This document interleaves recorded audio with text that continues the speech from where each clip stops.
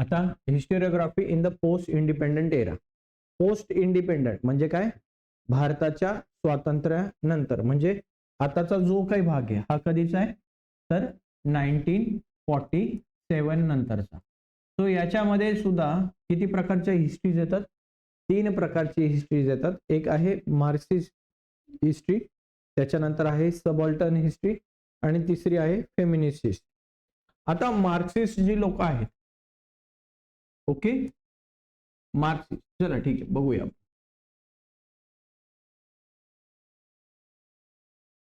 तर मार्क्सिस्ट जी हिस्ट्री आहे, now along with the writings the dynastic histories, the cultural, social, economic histories were also being rewritten.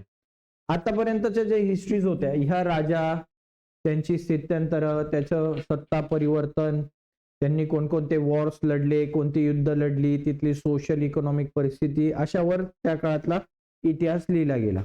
आता जो modern इतिहास आहे, आधुनिक इतिहास आहे, हा कशावर लिहिला गेला किंवा लिहिण्याची परंपरा चालू झाली तर कल्चरलवर.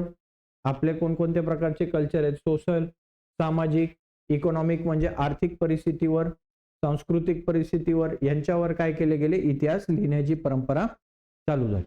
Okay. Scholars of the post independence era begin to feel the need of writing histories. आता पोस्ट इंडिपेंडंट नंतर, स्वातंत्र्यानंतरचे जे स्कॉलर्स आहेत यांना काय गरज वाटायला लागली की इतिहास कशावर लिहिला गेला पाहिजे? व्हेरियस कम्युनिटीज, वेगवेगळ्या प्रकारच्या कम्युनिटीजवर लिहिला गेला पाहिजे. सायन्सेसवर, विज्ञानावर, इकॉनॉमिकल सिस्टीमवर, आर्थिक परिस्थितीवर, पॉलिटिकल आयडिओलॉजीजवर सुद्धा, राजकीय परिस्थितींवर सुद्धा, राजकीय विचारांवर सुद्धा काय केला गेला पाहिजे? इतिहास लिहिला गेला पाहिजे. कल्चरल आस्पेक्ट्सवर सुद्धा काय गेला पाहिजे? इतिहास लिहिला गेला पाहिजे. आता अशी कोणता भाग नाही की ज्याच्यावर इतिहास लिहिला जात नाही. खेळावर इतिहास, स्पोर्ट्सचा इतिहास आहे. त्याच्यानंतर ही जी तुमची टेलिकॉम सिस्टीम आहे याचा पण इतिहास आहे, बरोबर. वृत्तपत्रांचा इतिहास, टीव्हीचा इतिहास, सगळ्यांचा इतिहास, मास मीडियाचा इतिहास. अशी कोणतीच गोष्ट नाही की ज्याचा इतिहास आता आपण बघत नाही. या सगळ्यांचा इतिहास लिहिला गेला पाहिजे असं कोणाला वाटायला लागलं? स्कॉलर्सला वाटायला लागलं. आणि सो दॅट हिस्ट्री 3 भागात डिवाइड झाली. एक आहे मार्क्सिस्ट, दुसरी आहे सबॉल्टर्न आणि फेमिनिस्ट हिस्ट्री. ओके. या तिघांवर जास्त पैकी इतिहास तुम्हाला लिहिताना दिसून येतो. तो सगळ्यात पहिले बघूया मार्क्सिस्ट हिस्ट्री म्हणजे मार्क्सवादी इतिहास. आता काय भानगडे? मार्क्सवादी इतिहास लिहिण्याचा मान कोणाला जातो तर दामोदर कोशंबी यांना. आता या 3 गोष्टी तुम्ही खूप लक्षात घ्या. या गोष्टी जर तुम्हाला समजल्या तर तुम्हाला मार्क्सिस्ट इतिहास कळेल, मार्क्सवादी इतिहास कळेल. पहिला आहे मीन्स ऑफ प्रोडक्शन, दुसरा आहे मोड्स ऑफ प्रोडक्शन आणि तिसरा आहे इंडस्ट्रियल रिलेशन. प्रोडक्शन ही एक कन्सेप्ट आहे, व्यवस्थित समजून घ्या. साधने कोणाच्या मालकीची आहेत हे, ठीक आहे, साधनाची मालकी.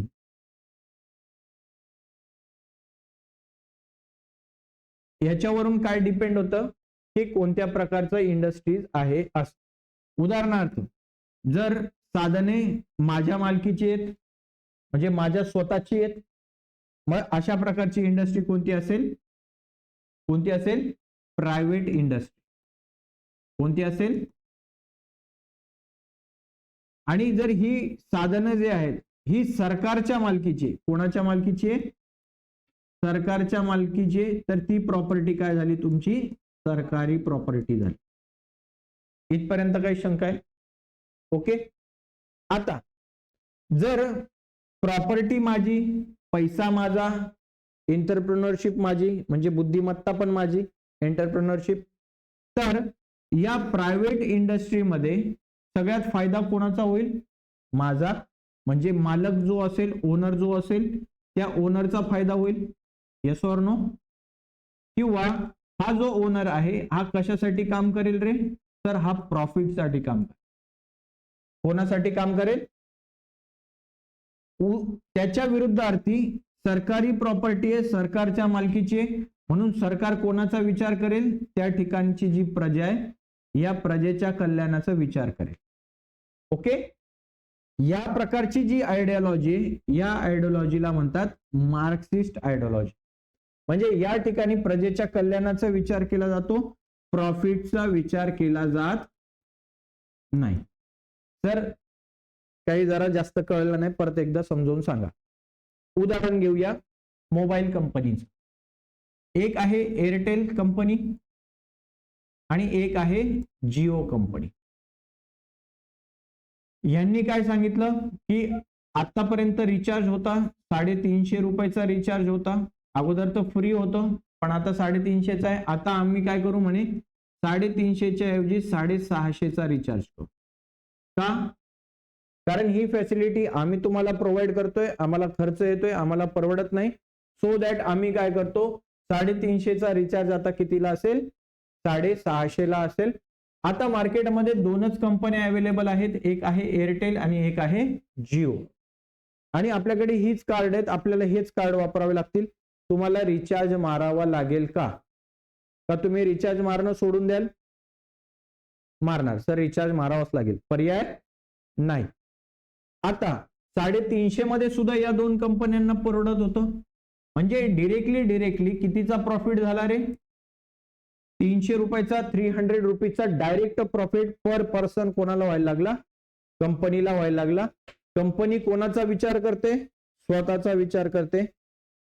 प्रजेचा विचार करते का? लोकांच्या कल्याणाचा विचार करते का? नाही. मग या ठिकाणी सरकार काय करतं? पहिले हे समजून घ्या की या सगळ्यांची जी साधनं आहेत ही याच्यावर मालकी कोणाची आहे? कोणत्या तरी एका व्यक्तीची मालकी. आता हीच साधनांचा वापर करून सरकार सुद्धा एक कंपनी उभी करते आणि त्याच कंपनीचं नाव काय आहे? BSNL, भारतीय संचार निगम लिमिटेड. BSNL कंपनीचं उद्घाटन करते आणि सरकार म्हणतं की ठीक आहे, आम्ही तुम्हाला रिचार्ज देऊ फक्त 300 रुपयामध्ये, महिनाभर अनलिमिटेड कॉलिंग, अनलिमिटेड नेट, किती वापरा, मजा करा, एन्जॉय. ठीक आहे. आता मला सांगा कोण आहे एअरटेल आणि जिओचं कार्ड खरेदी करेल? करणार कोणी खरेदी? सगळी लोक कोणाकडे जातील? BSNL कडे. अर्थात या ठिकाणी सरकारने कोणाचा विचार केला? प्रॉफिटचा विचार केला का? कशाचा विचार केला? प्रजेचा विचार केला. बरोबर. आणि मग ऑटोमॅटिकली काय झालं रे या ठिकाणी की यांचे कार्ड हळूहळू बंद पडायला लागले, लोकांनी वापरणं बंद केलं, यांचे पण डोकी ठिकाणावर आली. मग यांनी सांगितलं की ठीक आहे चालेल, 350 नाही, आम्ही पण 300 रुपयात देतो. 300चा रिचार्ज. आमचा पण रिचार्ज कितीचा आहे? 300चा. तुम्ही स्विच करू नका. मग त्यांचे कॉल यायला लागले तुम्हाला की आपला एअरटेल बेस्ट, एअरटेल, जिओ दन यूज करो, टेंशन मत लो, 300 खाली 300 में भर के. ओके. सो या प्रकारची जी विचारसरणी आहे याला काय म्हणतो आपण? मार्क्सिस्ट विचारसरणी.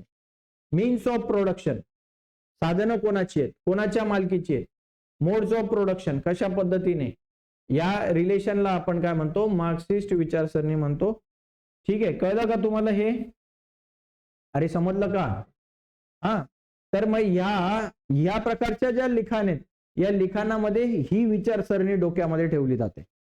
आलं लक्षात?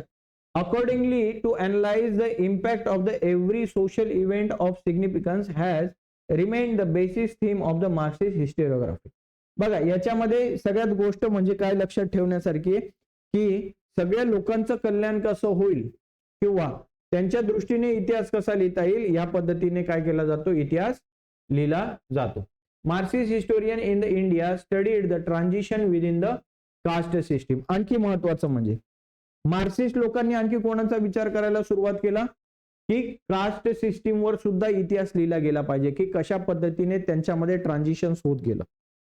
उदाहरणार्थ सगळ्यात जर अतिप्राचीन जर भागामध्ये गेलो आपण, अतिप्राचीन भागात नाही इतिहासात जर गेलो तर त्या ठिकाणी काय दिसत होतं की सगळे लोक समान होते, इक्वल होते.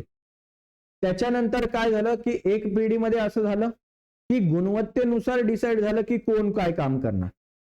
घरामधला एखादा हुशार असेल तर तो शिकेल. ओके. एखादा जर बलवान असेल तर तो सुरक्षेचं काम करेल. ओके, एकाला जर काहीच येत नसेल तर तो झाडू पोचा करायचं काम करेल. अशा पद्धतीने कामं काय केली गेली, डिवाइड केली गेली आणि याच्यामधनं मग वर्ण सिस्टीम पुढे चालू झाल्या. हुशार होता तो अभ्यासात राहिला, ब्राह्मण वर्ग तयार झाला. जो बलवान होता तो क्षत्रिय धर्मामध्ये प्रविष्ट झाला, क्षत्रिय. त्याच्यानंतर जो व्यापार करण्यामध्ये हुशार होता तो शूद्र झाला, वैश्य. आणि जो काहीच काम करत नव्हता, जो झाडू पोछाच्या कामामध्ये राहिला तो शूद्र गटामध्ये गेला, शेती करणारा शूद्र गटामध्ये गेला. अशा पद्धतीने वर्ण व्यवस्था पुढे निर्माण झाली आणि मग पुढे हीच व्यवस्था हळूहळू हळूहळू फॉलो करत राहिले आणि वरचा वर्ग अधिक श्रीमंत होत गेला, खालचा वर्ग आणखी खाली गरीब गरीब गरीब होत गेला. मग या प्रकारचा सुद्धा इतिहास काय केला गेला पाहिजे, लिहिला गेला पाहिजे, असं कोणाचं म्हणणं होतं, या मार्क्सिस्ट लोकांचं म्हणणं होतं. बरोबर. Among the notable Indian historian who adopted the Marxist ideologies framework, so scholars like, आता हे मार्क्सिस्ट स्कॉलरची नावं इथे दिलेली आहे. दामोदर धर्मानंद कोशंबी, त्याच्यानंतर कॉम्रेड श्रीपाद अमृत डांगे, राम शरण शर्मा, कॉम्रेड शरद पाटील आणि हे जे कॉम्रेड डांगे यांनी काय लिहिलंय रे, इंडियन कम्युनिस्ट पार्टीची पण त्यांनी काय केली आहे, स्थापना केलेली. ओके, याच्यामध्ये ही नावं तुम्हाला फक्त महत्वाची आहेत की त्याला म्हणजे परीक्षेमध्ये काय विचारलं जाऊ शकतं की मार्क्सिस्ट हिस्टोरियनची नावं लिहा. समजलं का तुम्हाला? Okay. Primitive communism to slavery, the book written by him represented the Marxist historiography. बघा हे पुस्तक लिहिलंय श्रीपाद अमृत डांगे यांनी. काय नाव त्याचं? Primitive communism to slavery. Okay, हे पुस्तक लिहिलेलं आहे. या पुस्तकाचं याच्यामध्ये तुम्हाला काय दिसते, मार्क्सिस्ट हिस्टोरिओग्राफीचे सगळं वर्णन केलेलं दिसतं. म्हणजे ती हिस्टोरिओग्राफी तिथे तुम्हाला लिहिलेली दिसते. त्याच्यानंतर सब अल्ट्रन हिस्टोरिओग्राफी म्हणजे वंचितांचा इतिहास. आताच आपण वर्ण सिस्टीम बघितली ज्याच्यामध्ये 4 वर्ण पडलेले होते. त्याच्यामधले ब्राह्मण, क्षत्रिय, वैश्य या वर्णांपेक्षा जे शूद्र वर्ण होतं याला खूप खालच्या थराची वागणूक दिली जात होती. बरोबर. बऱ्याचदा मी तुम्हाला आपल्या अगोदरच्या सुद्धा लेक्चर्स मध्ये सांगितले की कशा पद्धतीने त्यांना त्रास दिला जात होता, त्यांना खूप वेगळ्या प्रकारची वागणूक दिली जात होती. याची मी वेळोवेळी तुम्हाला उदाहरणं दिलेली. ओके, सो यांचा सुद्धा इतिहास लिहिला गेला पाहिजे. बघा अशा पद्धतीने बिचाऱ्यांना छळ व्हायचा, जसं गाईगुरांना त्रास दिला जात असायचा त्याच्यापेक्षा पण वाईट वागणूक या लोकांना दिली जात होती. खूप काम करून घेणे, कष्ट करून घेणे, त्याच्यानंतर त्यांना खायला प्यायला न देणे, त्रास देणे, या प्रकारच्या गोष्टी या ठिकाणी होत होत्या. ओके, पिण्याच्या पाण्याचा सुद्धा त्यांना अधिकार नव्हता. चालताना तुम्हाला सांगितलं होतं बऱ्याचदा मागे झाडू बांधून त्यांना चालावं लागायचं की त्यांचे पाय सुद्धा जमिनीवर उमटायला नाही पाहिजे. अशा वाईट वाईट प्रथा त्या काळामध्ये होत्या. ओके, सो यांचा देखील इतिहास लिहिला गेला पाहिजे आणि तो कोणत्या नावाने लिहिला गेला, मग सबअल्टर्न हिस्ट्री. आता the seeds of the subaltern history are founded in the Marxist historiography किंवा हिस्ट्री. आता जे मार्क्सिस्ट, आताच बघितलं की मार्क्सिस्ट लोकांचं काय म्हणणं होतं की कास्ट वर्ण सुद्धा काय लिहिले गेले पाहिजे, हिस्ट्री लिहिली गेली पाहिजे. मग याची जी बीज आहेत, जे सीड्स आहेत, हे तुम्हाला कोणत्या हिस्टोरिओग्राफी मध्ये दिसतात, मार्क्सिस्ट. म्हणजे मार्क्सिस्ट लोकांपासूनच ही सबअल्टर्न हिस्ट्री लिहिण्याची सुरुवात झाली. कळलं का? The role of the Italian historian काय Antonio Gramsci is very important in developing the idea that the history should be written starting from the bottommost ranks of the people in the society. आता या ग्रामचीचं म्हणणं काय, feeling the blanks मध्ये हे वाक्य येतं. Antonio ग्रामचीचं काय म्हणणं आहे की हिस्ट्री जी लिहिली ही कुठून लिहायला सुरुवात झाली पाहिजे रे, bottom most rank of the peoples of the society, in the society. Society मधल्या जे सगळ्यात खालच्या थरावरची जी माणसं आहेत यांच्यापासून खरा तर इतिहास लिहिला गेला पाहिजे. ज्या राज्यामध्ये सगळ्यात खालच्या थरावरची लोक पण खुश आहेत, सुखी आहेत, आनंदी आहेत, मग बट ऑब्वियस वरच्या थरावरची लोक कशी असतील रे, आनंदीच असतील का दुःखी असतील. म्हणून इतिहास कुठून लिहिला गेला पाहिजे, तर बॉटम मोस्ट पार्ट पासून लिहिला गेला पाहिजे, असं कोणाचं म्हणणं होतं, Antonio Gramsci. In fact subaltern means the bottom most rank. याचा अर्थ काय, खरं तर सबअल्टर्नचा अर्थ काय होतो? बॉटम मोस्ट रँक, सगळ्यात खालच्या थराचे. ओके.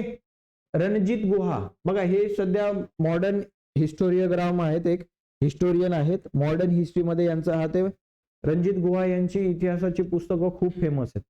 UPSC वाले जनरली रणजित गुहा यांची पुस्तकं रेफर करतात हिस्ट्री वाचण्यासाठी. Okay. So folklore has been considered as a very important source of the writing subaltern history. Ranjit गुहा यांचं काय म्हणणं आहे? फोकलोर्स, फोकलोर्स म्हणजे काय?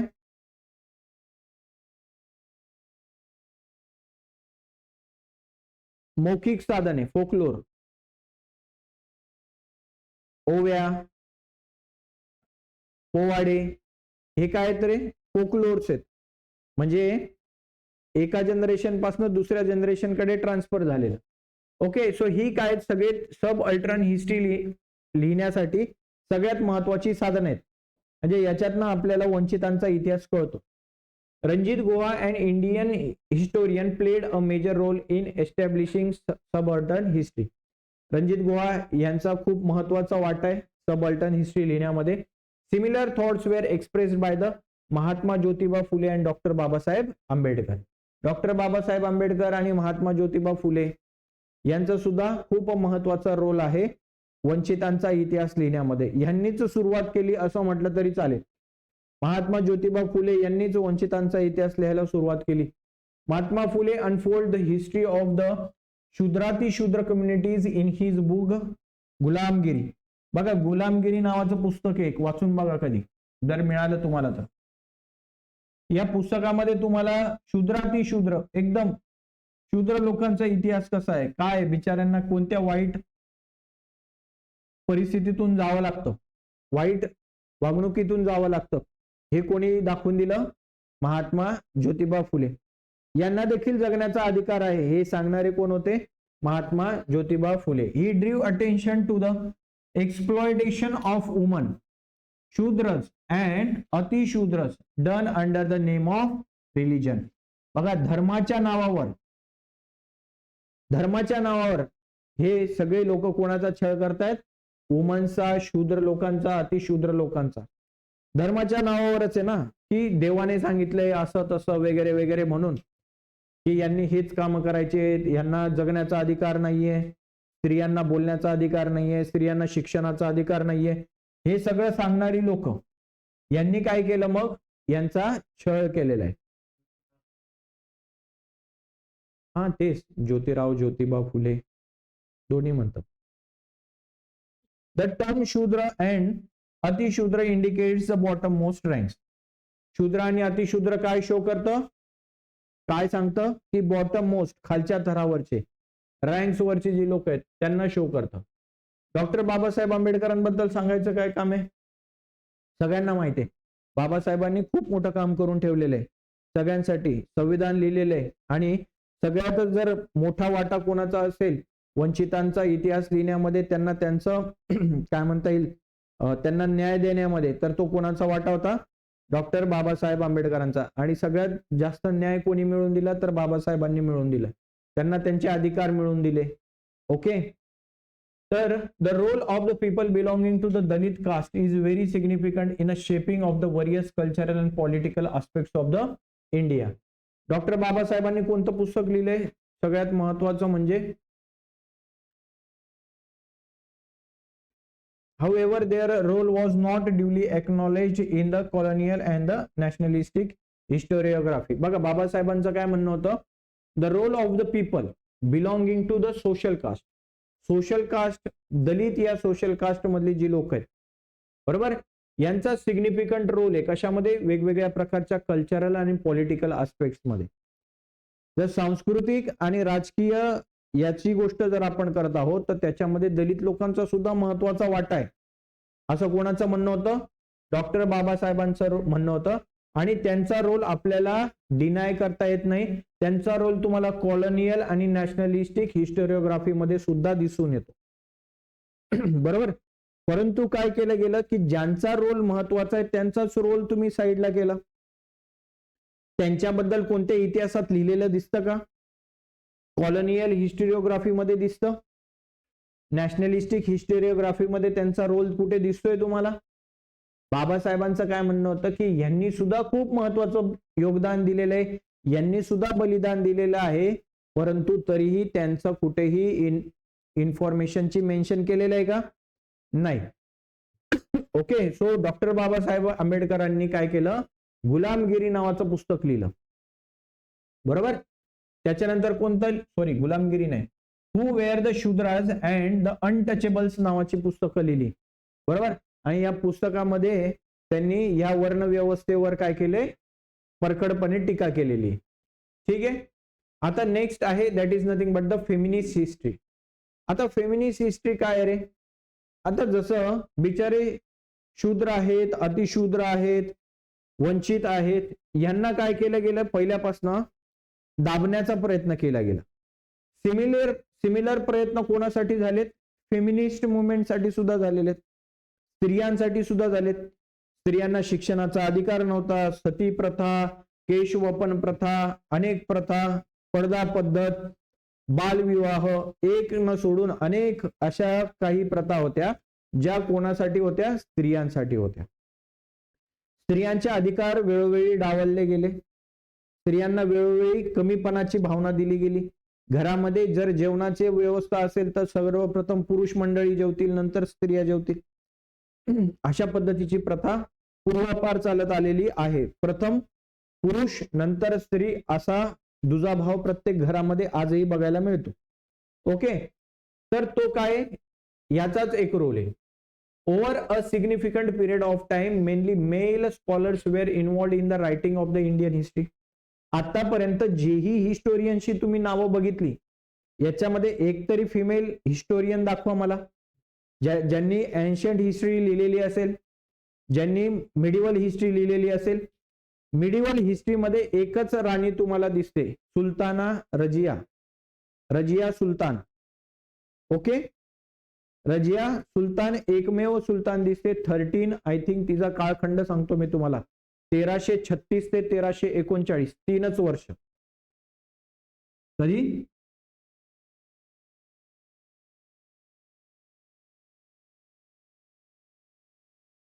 1336 ते 1339, 3च वर्ष राज्य केलं हिने. कुतुबुद्दीन ऐबक नावाचा एक सुलतान होता, त्याला 2 मुलं आणि 1 मुलगी होती. बरोबर. पण त्याला असं वाटायचं की आपली दोन्ही मुलं नाकर्ती आहेत, योग्य नाहीयेत, राजा या पदासाठी योग्य नाहीयेत. तो त्यांनी त्यांच्या मुलीला सुलताना, त्यांचा एक ग्रुप होता, चालिसा नावाचा एक ग्रुप होता. कोणता? काय होतं रे? चालिसा नावाच्या ग्रुपमध्ये 40 वेगवेगळ्या प्रकारचे स्कॉलर्स होते किंवा त्यांच्या क्षेत्रामध्ये तज्ज्ञ असलेली व्यक्ती. जसं औरंगजेबच आला, अकबराच्या याच्यामध्ये नवरत्न नावाची हे होते. म्हणजे नवरत्न म्हणजे काय? 9 असे पीपल जे त्यांच्या क्षेत्रामध्ये तरबेज होते. असा यांचा एक चालिसा नावाचा ग्रुप होता. बरोबर. मग या कुतुबुद्दीन ऐबकने सांगितलं की माझी दोन्ही मुलं काही एवढी शार्प नाहीयेत, आपण काय करूया, माझ्या मुलीला डिक्लेअर करू ऍज अ सुलतान म्हणून. त्यावेळेस राजाला सुलतान म्हटलं जायचं, सुलताना म्हणून डिक्लेअर करूया. अर्थात त्यांना ती गोष्ट मान्य नव्हती, पण सुलतानला कोण सांगेल आम्हाला मान्य नाही असं? जो मान्य नाही असं म्हटलं तर काय होईल? यांना काय पाहिजे होतं? पपेट पाहिजे होता, puppet. Do you know puppet? म्हणजे हाताचं भावलं, खेळणं. आम्ही जसं सांगू, चालिसा ग्रुप जसं सांगेल तसं त्या सुलतानने केलं पाहिजे, असा व्यक्ती त्यांना पाहिजे होता. मग रजिया सुलतान काय झाली? सुलतान झाली, सुलताना म्हटलं गेलं मग तिला, रजिया सुलताना. तर यांनी कटकारस्थान करून 3च वर्ष तिला टिकू दिलं. एका युद्धामध्ये ती मारली गेली म्हणजे कटकारस्थान करून तिला मारण्यात आलं. हे एक नाव जर तुम्ही सोडलं तर त्याच्यानंतर मिडिवल हिस्ट्रीमध्ये तुम्हाला एकही महिला उमेदवार दिसत नाही, झाशीची राणी सोडली तर. बरोबर.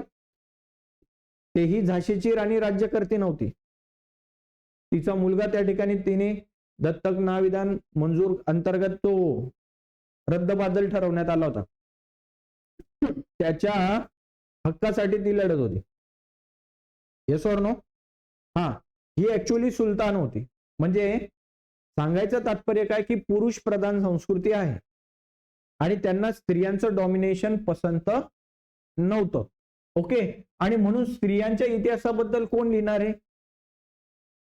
लिहिणार आहे कोणी नाही. सो त्या काळात ते काही लिहिलं गेलं नाही. As a result the role and achievements of the woman in the history remain neglected. आणि अशा पद्धतीने वुमनचा जो रोल आहे, वुमनची जी अचिव्हमेंट आहे, ही हिस्ट्रीमध्ये काय केली गेली? निग्लेक्ट केली गेली. छत्रपती शिवाजी महाराज यांच्या माता जिजाऊ माता, बरोबर, जिजामातांचा पण इतिहास आत्ता लिहिला गेला, म्हणजे बऱ्याचशा नंतरच्या काळामध्ये. तो असं स्पेसिफिक असं पुस्तक आहे का? नाही, इतिहास त्या काळामध्ये नव्हता लिहिला गेला, नंतरच्या काळामध्ये लिहिला गेला. बरोबर आहे, म्हणजे मॉडर्न हिस्टोरिओग्राफी म्हणता येईल त्याला. मग त्या काळात त्यांची ती अचिव्हमेंट होती ना, शिवाजी महाराजांसारखा स्ट्रॉंग कॅपेबल व्यक्ती निर्माण करणे, आणि तिथून तर मराठा साम्राज्याची सुरुवात झाली आहे. मग अशी कॅपेबल व्यक्ती निर्माण करून दिली, ही एक अचिव्हमेंट आहे की नाही? ओके, आज उठून एखाद्या घरामध्ये IAS IPS निर्माण होतो, कौतुक कोणाचं होतं? वडिलांचं कौतुक होतं, आईचं कौतुक होतं का जास्त? Yes or no? तुम्हाला ही गोष्ट कळते का? हा, म्हणजे स्त्रियांची अचिव्हमेंट कुठेतरी काय केली जाते? निग्लेक्ट केली जाते. कोणाचा मुलगा आहे असंच विचारलं जातं. कोणाचा मुलगा आहे? तर शांतारामचा मुलगा आहे. कोणाचा मुलगा आहे? अमुकचा मुलगा आहे. आईचं नाव सांगितलं जातं का? कोणाचा मुलगा कलेक्टर झाला? शांतारामचा मुलगा कलेक्टर झाला.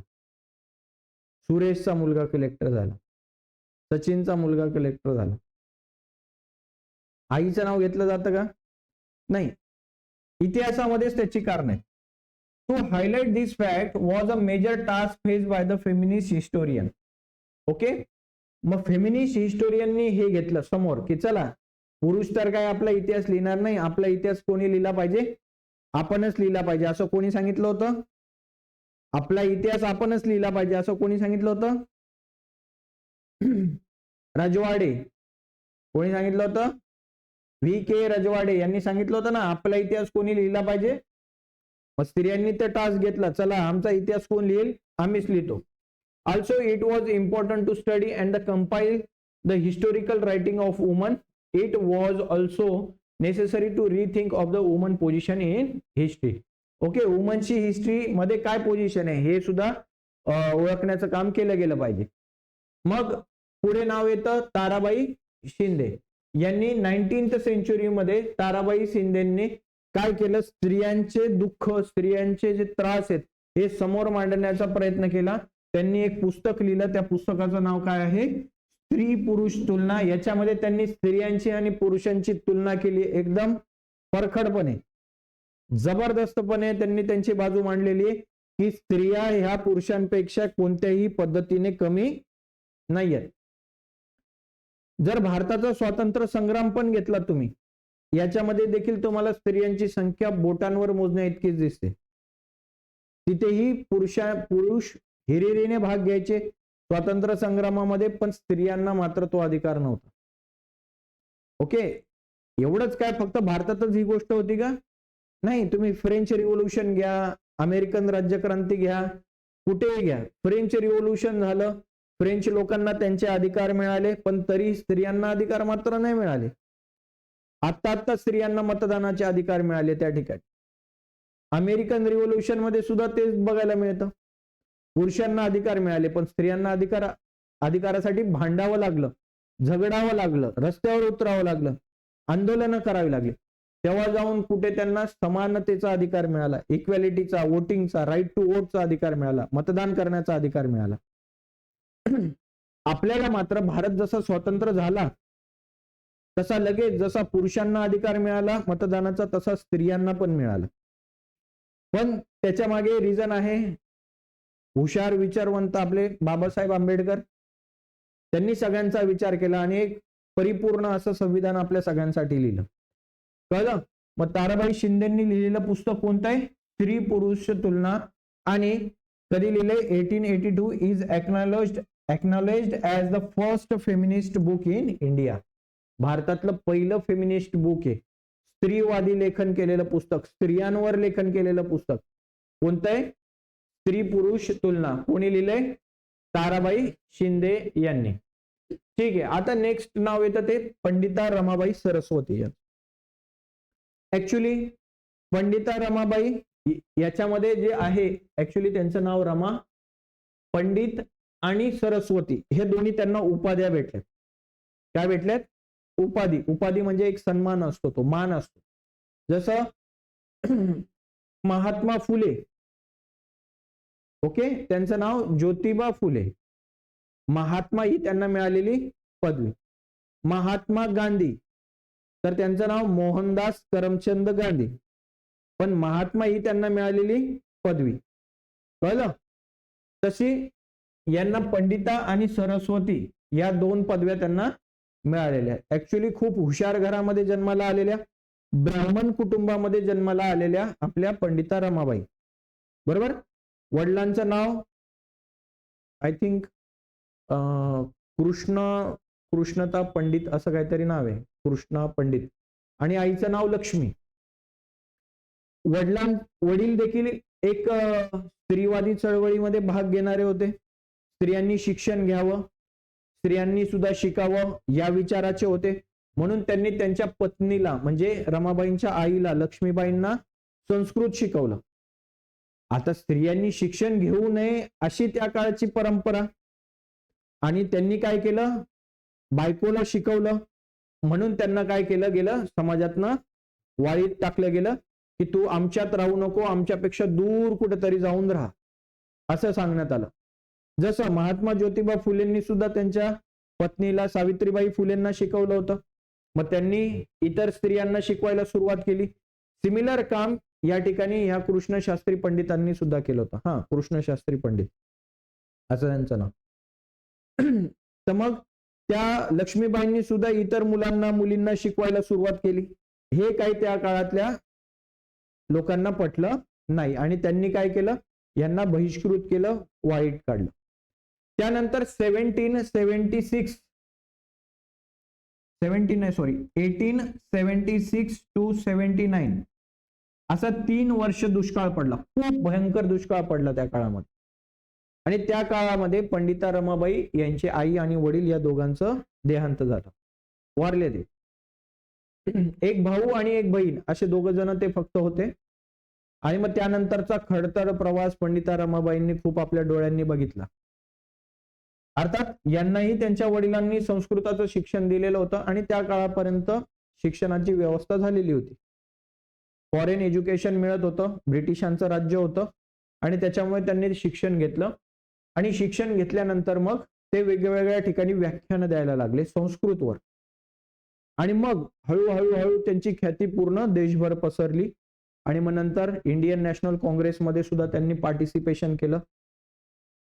आणि मग नंतर त्यांना पंडित आणि सरस्वती अशा 2 पदव्या मिळाल्या. ओके. सो 1888 मध्ये 1888 मध्ये त्यांनी पंडिता रमाबाईंनी काय लिहिले? एक पुस्तक लिहिले. कोणतं?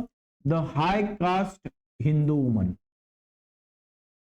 आता तुम्हाला कळलं असेल की हाय कास्ट हा शब्द काय ते, कारण त्या स्वतः काय होत्या? एक हाय कास्ट मधल्या होत्या. ब्राह्मण कुटुंबात जन्माला आलेली व्यक्ती आहे ना, आणि ब्राह्मण कुटुंबात जन्माला येऊन सुद्धा त्यांना खूप त्रास सहन करावा लागला. म्हणून त्यांनी the high caste Hindu woman नावाचं पुस्तक लिहिले. आणि त्या पुस्तकामध्ये त्यांनी लिहिले की जरी स्त्रिया ब्राह्मण कुटुंबातल्या पण आहेत तरी त्यांना किती त्रास आहे, किती छळ सहन करावा लागतो, याची सगळी माहिती त्यांनी या पुस्तकामध्ये दिलेली आहे. ओके. लॅटरली नंतर ते ख्रिश्चन धर्मामध्ये परिवर्तन पण करतात. ख्रिश्चन धर्मामध्ये म्हणजे ख्रिश्चन धर्म स्वीकारतात. ओके. इट कंटेन्स इसे ऑन द लाईफ. अरे काहीतरी राहिलं वाटतं. हा. The feminist literature of the post independence era concentrated on the issues like. आता पोस्ट इंडिपेंडंट पिरियड नंतर म्हणजे भारत स्वतंत्र झाल्यानंतरचा जो फेमिनिस्ट इतिहास आहे, स्त्रियांवरचा इतिहास आहे, हा कशावर लिहिला गेलाय रे? Employment of the woman. स्त्रियांनी नोकऱ्या कराव्यात का नाही कराव्यात, किंवा काय करावं, त्याच्यानंतर त्यांना कशी प्रकारची ट्रीटमेंट आउट मिळते, म्हणजे जॉबच्या ठिकाणी त्यांना कशा प्रकारची ट्रीटमेंट मिळते, वर्क प्लेसवर, त्यांच्या घरी, त्याच्यानंतर right to political equality, political equality मिळायला पाहिजे की नको, किंवा पॉलिटिकल इक्वॅलिटी आहे की नाही, राजकीय इक्वॅलिटी आहे का. आता जाऊन कुठे सरकारने नियम काढला की स्त्रियांना सुद्धा स्थानिक स्वराज्य संस्थांच्या इलेक्शन मध्ये 50% आरक्षण आहे. आता आता ते डिक्लेरेशन झाले काही 2-4 वर्षापूर्वी, 5 वर्षापूर्वी. आले लक्षात. म्हणजे आता सुद्धा स्त्रियांना पार्टिसिपेशनला अधिकार होता का, जास्त नाही. किंवा आजही तुम्ही विचार करा की तुमच्या आजूबाजूला किती एमएलए एमपीज आहेत, स्त्री एमएलए स्त्री एमपीज किती आहेत, मोजा. मला उद्या सांगा, तुम्ही गुगलवर सर्च करा आणि सांगा किती एमएलए आहेत आपल्याकडे, स्त्री फिमेल एमएलए ची संख्या सांगा. Among the recently publish feminist literature Meera Kosambi's book, बघा मीरा कोशंबी यांचं बुक आहे crossing threshold feminist essays in a social history, हा इम्पॉर्टंट आहे. ओके, हे नाव लक्षात ठेवा. मीरा कोशंबी यांनी कोणतं पुस्तक लिहिलंय, क्रॉसिंग थ्रेशोल्ड नावाचं. ओके, आता या क्रॉसिंग थ्रेशोल्ड पुस्तकामध्ये त्यांनी कोणाबद्दल इन्फॉर्मेशन दिलेली आहे, तर पंडिता रमाबाई आणि डॉक्टरी रुक्मिणी, बरोबर ना, रुक्माबाई, पंडिता रमाबाई आणि डॉक्टर रुक्माबाई यांना डॉक्टर होताना पंडिता रमाबाई यांना पंडित आणि सरस्वती या पदवी मिळेपर्यंत किती त्रास सहन अपेष्टा सहन कराव्या लागल्या, याची माहिती, सगळी माहिती या कोणत्या पुस्तकामध्ये दिली आहे, क्रॉसिंग थ्रेशोल्ड नावाच्या पुस्तकामध्ये दिलेली आहे. या कोण आहेत, त्या मीरा कोशंबी. ठीक आहे, okay. A lot of the literature is available unfolding the viewpoint of the Dalit women in Maharashtra. Okay, आता बरंच इतर बद्दल लिहिलं गेलं जात होतं, परंतु ज्या महाराष्ट्रामधल्या दलित वुमन्स आहेत यांच्याबद्दल लिहिण्याचं काम कोणी केलंय, तर शर्मिला रेगे, डॉक्टर शर्मिला रेगे यांनी काय केले, यांच्याबद्दल लिहिण्याचं काम केले. आणि कोणत्या पुस्तकामध्ये लिहिले, writing caste, writing gender, reading Dalit women's testimonies. Okay, including her essay on the autobiographies of the Dalit woman. याच्यामध्ये दलित वुमन्सच्या ऑटोबायोग्राफीज आहेत या पुस्तकामध्ये. हे कोणी लिहिले, शर्मिला, डॉक्टर शर्मिला रेगे यांनी. अशा प्रकारे स्त्रियांवर सुद्धा काय केलं गेलं पाहिजे, इतिहास लिहिला गेला पाहिजे, हे यांनी प्रकटपणे मांडलेलं आहे. ठीक आहे, मग इथे ही फेमिनिस्ट मुवमेंट आपली संपते आणि त्याचबरोबर आपलं चॅप्टर सुद्धा संपतं. ओके,